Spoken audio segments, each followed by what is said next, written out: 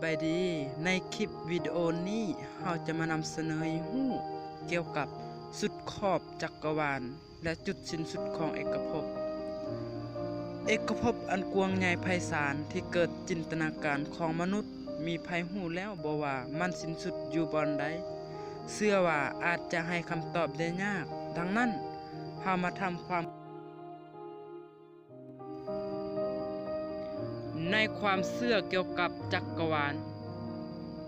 เป็นความเชื่อที่เกิดขึ้นใหม่เมื่อ 3,000 ปีผ่านมานี่เองเนื่องจากก่อนหน้านั้นเฮาควรเชื่อว่าโลกแบนเส้นเดียวกตินิยมทางทิศตะวันออกโลกตั้งอยู่เทิงบนหลังป่าอานนท์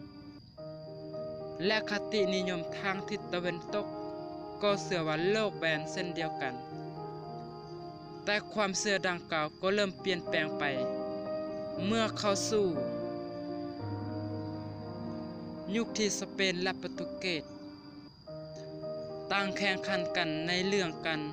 ค้าทางทะเลและพยายามหาเส้นทางการเดินเรือไปสู่อินเดียแต่ถึงอย่างนั้นคนยุโรปส่วนใหญ่ซึ่งอยู่อีกฝ่ายหนึ่งของมหาสมุทรแอตแลนติกจากตำนานของเลซิสจักรวาลของมนุษย์เริ่มกว้างขึ้นเมื่อ 400 ปีที่แล้วโคปานิคัสพิสูจน์ให้เห็นว่าที่แท้จริงโลกบ่เป็นศูนย์กลางของจักรวาลแต่เป็นดวงอาทิตย์ที่ยังโคจรอ้อมของโลก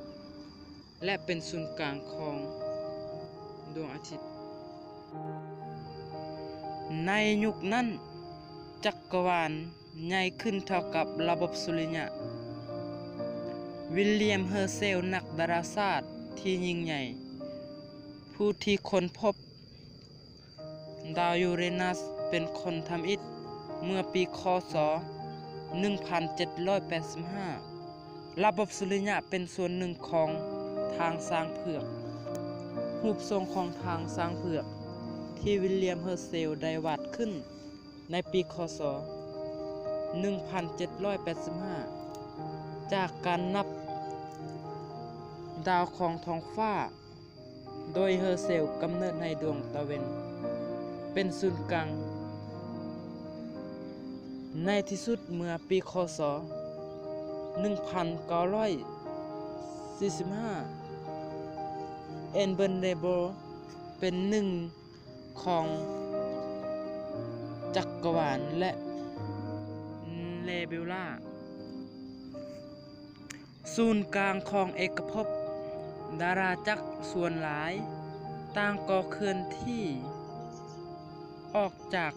กันตลอดตามกฎของแฮบโบร V เท่ากับ h0d โดยที่ V หมายถึงความไวที่ดาราจักรหรือวัตถุห่างใกล้ที่เคลื่อนที่ออกจากโลกมีหน่วยเป็นกิโลเมตรต่อวินาที D หมายถึงระยะห่างจากโลกทั้งดาราจักรหรือวัตถุมีหน่วยเป็นเมกาพาเซก1พาเซกเท่ากับ 3.26 ปีแสงหรือ31 ล้านเมตร H0 หมายถึงค่าตุคงตัวของฮับเบิลมีค่าตามการวัดของดาวเทียมจะเป็นยูเมตรกฎนี้กล่าวว่าการเคลื่อนที่ของดาราจักรต่างๆกลุ่มของดาราจักรซึ่งมีสมาชิกอยู่ขนาดน้อยผู้เสนอเรื่องกำเนิดเอกภพเป็นคนทำอิฐนั่นก็คือบาสหลวงซาวเฮเยียมซือนอสลูเมสเมื่อปีค.ศ. 1927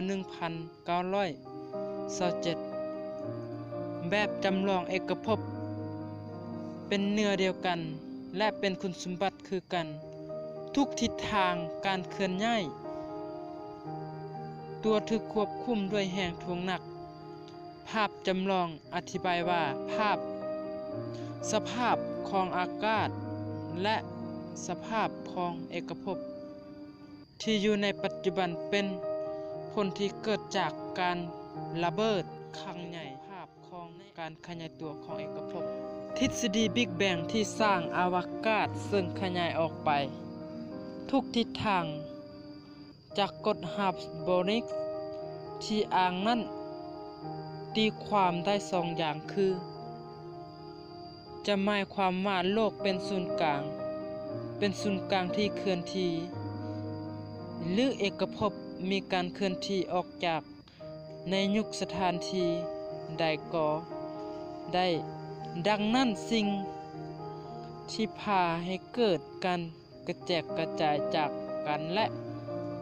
กันนักวิทยาศาสตร์ได้คำนวณอายุของเอกภพนับจากปรากฏการณ์บิ๊กแบงได้ประมาณ 17,000 ล้านปีถูกกำเนิดจากภาวะเอกฐานและเป็นจำนวนล่วงลาย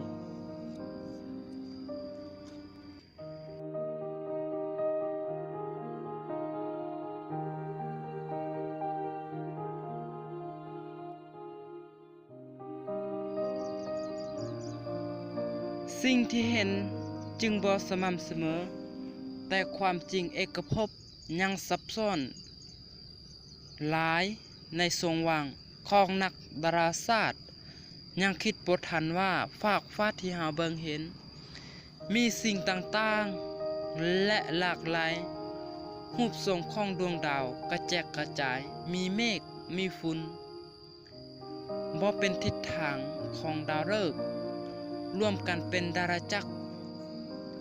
และทรงว่างของใจกลางมีเส้นผ่าศูนย์กลาง230 ล้านปีแสงอีกความกว้าง1ในทิศทางแม่น้ำมีความกว้าง 1,000 ล้านปีแสงทรงว่างหรือนักบ่มีดาวหรือดาราจักรบ่มีเมฆมีฝุ่นและสสารอื่นๆดังนั้นนักดาราจักรจึงต่ำกันแบบสิ่งที่เฮาบ่เคยเห็น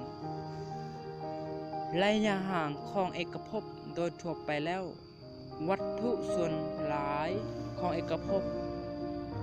จะอยู่ห่างกันหลายประมาณ700 ล้านปีแสง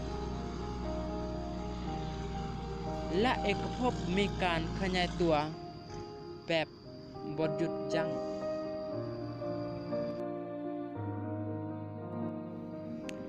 สิ่งที่เฮาเบิ่งเห็นนั่นคือปริมาณทั้งหมดขององค์ประกอบเอกภพมีพลังงานมืดหลายที่สุดมี 70% และสสารอื่นๆมืด 25% นอกจากนั้นเป็นธาตุหนักที่สุดของเอกภพ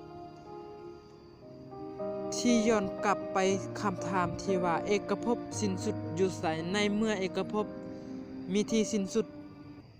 ในคำถามนี้ซึ่งในปัจจุบันอาจบ่มีไผตอบได้